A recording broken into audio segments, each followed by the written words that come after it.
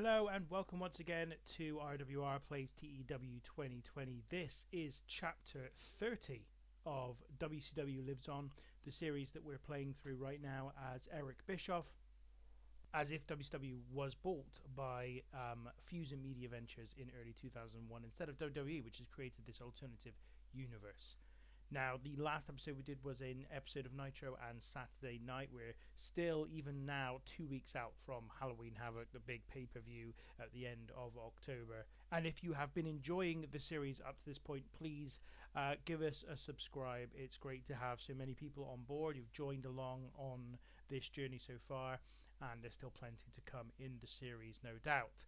Now, last time around, in major happenings from Nitro and Saturday Night from last week, Ric Flair was inducted into the WCW Hall of Fame, but during the ceremony, Shane Douglas interrupted and focused his verbal attack on both Flair and the man who inducted him, Arn Anderson, which eventually caused Flair to go after Douglas, but Douglas was able to escape. Sting was then amongst those who condemned Douglas's actions in its aftermath. In the main event match of the evening, Jeff Jarrett retained his world title with victory over Conan, which was in part due to the help he enjoyed from John Cena and Mike Sanders during the contest. Sting won a 10-man battle royal to earn himself a US title shot at Halloween Havoc against Mike Awesome. The battle royal was notable as it contained only former US champions and saw Barry Windham make a surprise appearance to take part.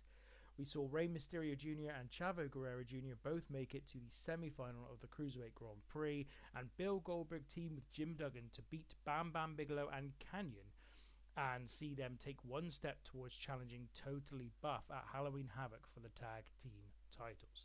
So all that took place. It was another good episode of Nitro, and without further ado, let's get to the latest episode. So this week's TV taping comes from the Viking Hall in Bristol, Tennessee, not to be confused either with Bristol, UK, or indeed Viking Hall that used to be the ECW arena. But anyway, we start with a dark match, and it gets a segment rating of 47. It's a six-man tag match. Lash Rue, Lenny Lane, and Jamie Noble against Kid Romeo, Ryo Saito, and Jimmy Jacobs. And the babyfaces win this one when Jamie Noble pins Kid Romeo. In terms of ring work, Jamie Noble was head and shoulders above everyone else. You see here, Jamie Noble had a 57. Saito was a 40, though, so that's pretty good. Lash Rue a 38. And then the rest underneath that, Jimmy Jacobs down in 24 in terms of his rating. So on to the main show then. And it begins with Tony Schiavone stood in the ring and introducing his guest to kick off Nitro this week, the WCW Hall of Famer, Ric Flair. Tony Schiavone starts by announcing to the crowd that tonight's main event will see Chronic facing Sting and Ric Flair. Schiavone then says to Flair that last week he was inducted into the WCW Hall of Fame, but then the night was ruined by Shane Douglas and Chronic, who came to the ring and interrupted proceedings. He asks Flair what his thoughts are about it. Flair says that he's no stranger to people trying to look like a big star by getting in his face. He's had it all his career. He says that last week Shane Douglas called him old and a has-been. He says that might be true and that the next couple of years will undoubtedly be his last in the ring, but he says it's better than being what Shane Douglas is and never was. He says he doesn't care about the things Shane Douglas says about him, but he draws the line at Douglas running his mouth about the most loyal stand-up guy in the business, Arn Anderson. So he says to Douglas at Halloween Havoc, he's putting the challenge out right now. Shane Douglas, you want to be a star? Well, here's your chance. Meet me in the ring and make a name for yourself. Shane Douglas then emerges from the back and stands at the entranceway along with Chronic. He says that Flair knows that he is the franchise, and it's Flair who is trying to stay relevant by bathing in the reflected youthful magnificence that he brings. Douglas says that he accepts the challenge and that after Chronic get done ripping Flair and Sting apart tonight, he'll be ready to finish off the pieces at Halloween Havoc. So a segment rating here of 81, a fantastic angle to begin Nitro with. The performance of Flair was fantastic. Schiavone didn't look particularly good though, but Douglas was also really, really good in this. And yeah, a segment rating of 81. Flair and Douglas's feud has been really good and produced some really good segments similar to this in the past. First match of the night sees AJ Styles take on James Maritato in the third of the Cruiserweight Grand Prix quarter-final matches, and here AJ Styles wins the match in 9 minutes and 20 seconds by pinfall, a segment rating of 62, which is really good. This is the best performance we've seen from AJ Styles thus far. His performance was a 56. Maritato 52, and yes, what a really good match this was between these two. Really happy with that contest. Next up, Sharmell Sullivan is backstage and welcomes Chaos Theory for an interview. She starts by saying that the WCW Championship Committee have this week determined that Chaos Theory are the #1 contenders for the Cruiserweight Tag Team titles and asks them how they are feeling. Tajiri simply says, very good, while Mikey Whipwreck says that they know the FBI very well from their shared history and that puts them in good stead to ascend to the top of the Cruiserweight Tag Team division. Sullivan then asks whether they are concerned about Johnny the Bull, who has been a big help to the FBI ever since they arrived in WCW. Tajiri shakes his head, while Mikey Whipwreck says that they have done their homework, they know the threat that Johnny the Bull poses, but they have an equalizer ready for Halloween Havoc. So a segment rating here of 25. This was not particularly good. Sharmell Sullivan and Yoshihiro Tajiri really struggled, but Whipwreck did alright in the interview, and they have been announced as the #1 contenders to the Cruiserweight Tag Team titles. Another match for Halloween Havoc is set up. In the next match, Booker T and Mike Sanders face one another, and during the bout, both John Cena and Jeff Jarrett attempt to interfere on Sanders' behalf, but Booker T manages to counter them both and then finish Sanders off with the Harlem sidekick in 7 minutes and 49 seconds. A segment rating of 65, Booker T an in-ring performance of 73, Mike Sanders a 46, and just a kind of a progression here of the Booker T, Jeff Jarrett hype for their match at Halloween Havoc, which is now obviously official since Jarrett defeated Conan in last week's episode of Nitro. Next up, a short mixed tag match, and the announcers talk about the fact that Amber O'Neil and Jillian Hall, two of the competitors in the match, are due to face one another in the women's title round robin on Saturday night in 12 days' time. Bobby Roode and Amber O'Neil get the victory over Jason Jett and Jillian Hall in 6:58 when Roode pins Jett, illegally using the ropes for leverage. So a continuation really in our build for Bobby Roode here. Segment rating only of 25 with a number of workers in here, not that the crowd haven't got a lot of investment in. Also, Bobby Roode and Amber O'Neil have no chemistry and their timing was all over the place. So that's not great, but ultimately this was just to kind of promote Amber O'Neil and Jillian Hall's future match in the women's round robin, and also give Bobby Roode a continued push and to fill some time, which we had to do on this one. Tony Schiavone interviews Totally Buff backstage next and starts by asking whether they watched Goldberg and Duggan overcome Kanyon and Bam Bam Bigelow on last week's episode of Nitro. Bagwell says that they did, and that they think it's a disgrace that Eric Bischoff has agreed to give them a title shot if they win just a handful of matches. Luger says that they are not happy with the opponents that have thus far been lined up for Goldberg and Duggan, saying that on Saturday night they will face Mark Jindrak and Sean Stasiak, who are not a top-ranked team. Schiavone says that should they beat Stasiak and Jindrak on Saturday night, Goldberg and Duggan would be undefeated as a team with a record of 4-0. Bagwell responds, however, by saying that those are just numbers and that they've not beaten anybody worth a tag title shot. Luger says that if they beat Stasiak and Jindrak, then Goldberg and Duggan should have to face a real test next week on Nitro before they are granted a tag title shot. So a segment rating here of 65, the team of Totally Buff really showing their annoyance that Goldberg and Duggan may get a tag title shot against them at Halloween Havoc if they can win a number of matches. The next match is for the WCW Cruiserweight Championship, and as promised, a former WCW Cruiserweight Champion is here, and it is Psychosis who goes up against Sasuke for this one, and it's a really decent match. Sasuke wins in 10 minutes and 46 seconds by pinfall.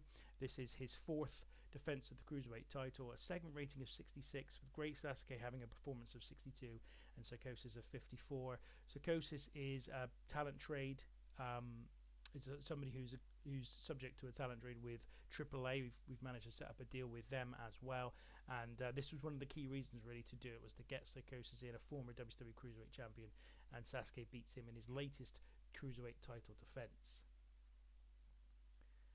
In the next segment, Sharmell Sullivan welcomes her guest for an interview. It's Mike Awesome.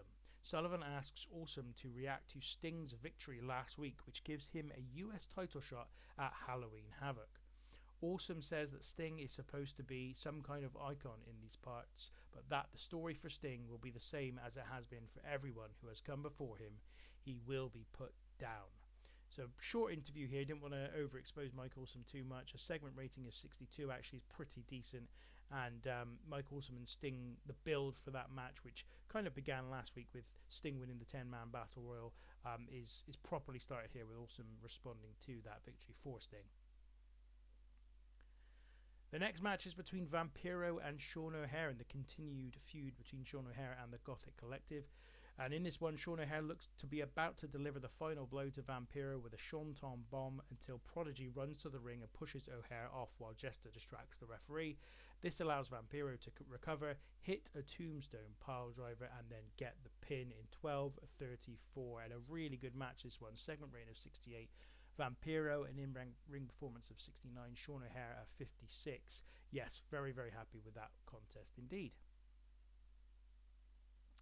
After that, we get a pre-recorded sit-down interview with Mike Tenay talking to Curt Hennig, and Hennig talking about returning to WCW earlier this year to achieve the last few goals he has in his career. He says that at Lethal Lottery he was fighting to get to a world title match, the first that he would have had in over 3 years, but it wasn't to be. He says he doesn't know why Scott Steiner took it so personally that he was trying to win the match just as much as Big Papa Pump.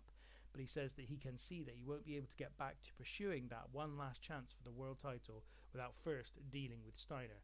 And so he says he wants a match with him at Halloween Havoc.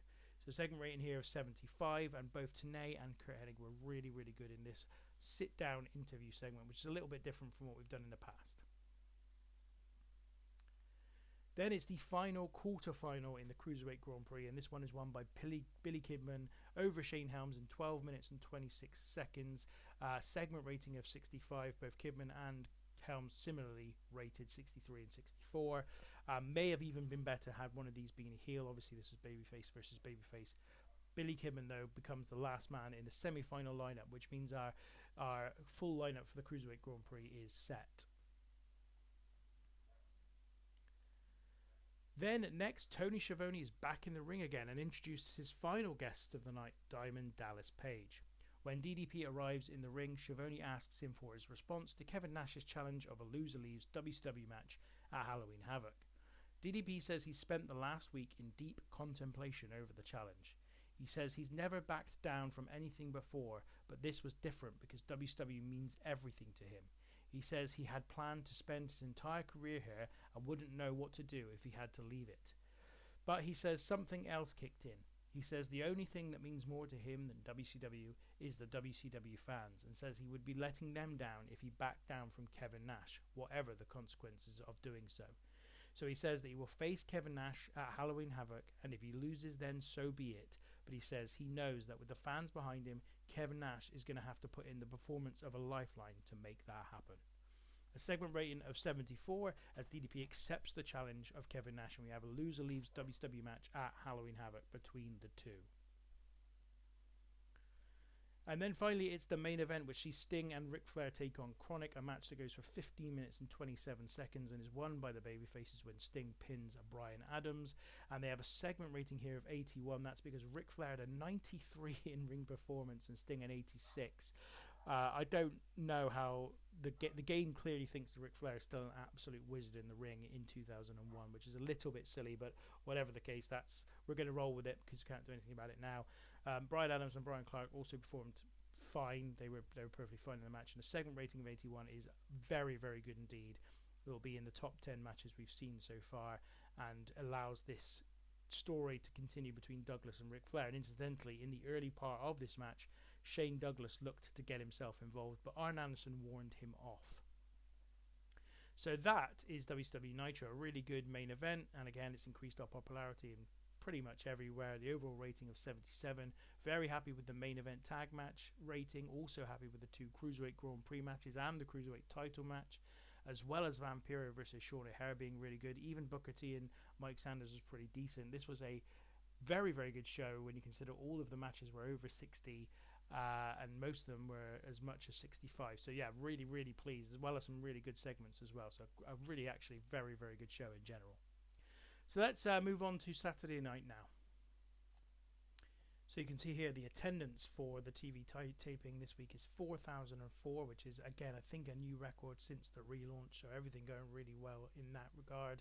And we open with a tag team match as the American Mavericks take on Barry Horowitz and Koko B. Ware, a couple of relatively well-known guys here to play jobber to the American Mavericks. And this one goes for 8 minutes and 37 seconds and is won by Chris Harris when he pins Barry Horowitz.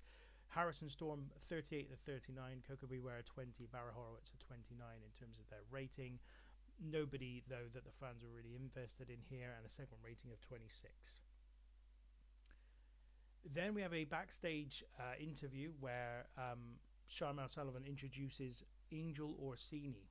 She says that Orsini is just moments away from her match in the women's title round robin against Kana and is currently in second place in the round robin, 4 points behind Jazz, but with a match against Jazz still to come, and asks her what her chances of winning the round robin are. Orsini says that she knows that she can win the round robin, knows that she can beat Jazz, and knows that this is a massive chance for her. Sullivan asks her if she is perhaps overlooking her opponent tonight, Kana. Orsini says that she knows that if she wants to win the round robin, she has to overcome Kana first, so she's definitely not overlooking her. A segment rating here of 23. Sharmell Sullivan was not good in this particular segment. Orsini was pretty good, but not a great rating, whatever the case. That match is up next. It's Kana versus Angel Orsini, and Kana gets the victory in 8 minutes and 29 seconds by pinfall by using underhanded tactics. Segment rating of 26, which is probably one of the best women's matches we've seen, certainly in the singles matches. Kana had an in-ring performance of 33, Orsini a 32, so both performing pretty well, but unfortunately the crowd are still not interested in these women, and we still need to do more to kind of big them up. But we're doing what we can, and I think as we get towards the end of this round robin, we'll start to see a little bit more going on.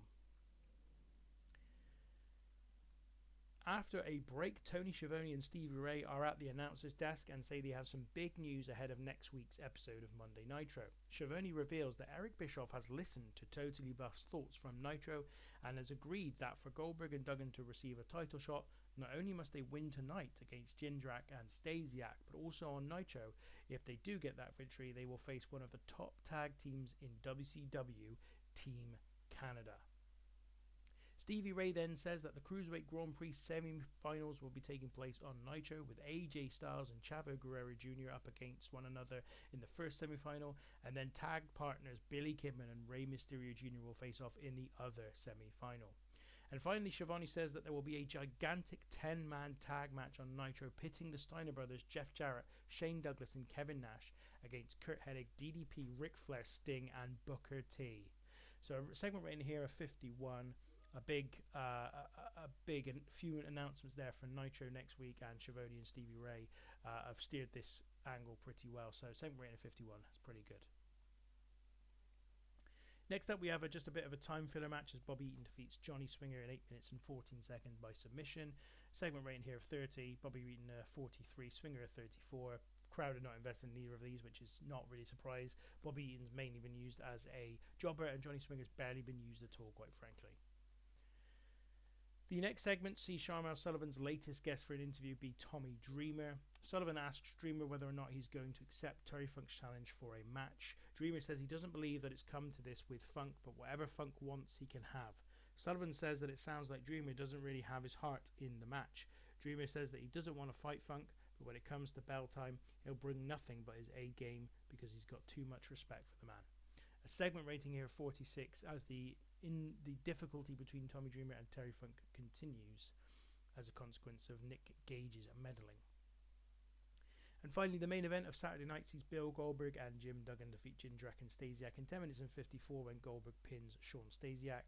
A segment rating of 55. As you might imagine, Goldberg was way ahead of everybody else in the match with a performance of 92. There wasn't enough selling shown in the match, but a great performance of Bill Goldberg really stood out. That is the whole of this week's TV taping. Both Nitro and Saturday night are in the books. All very pleased with that. I think a very, very good episode of Nitro, given that we didn't have a huge amount this time in terms of major matches following the 13th anniversary show, and of course next time going into the final episode of Nitro on Saturday night before Halloween Havoc. So this was always going to be one of the lesser episodes, I guess, of the of both those shows, but I think in terms of the quality that they provided, they both did really well. Before we go, a quick look at what happened on Raw this week. So again, in front of 17,495 fans. Kurt Angle defeated Devon Dudley in the main event with a 97 rated match. Hollywood Hogan defeated Bubba Ray Dudley. Too Cool defeated Edge and Christian to retain the tag titles.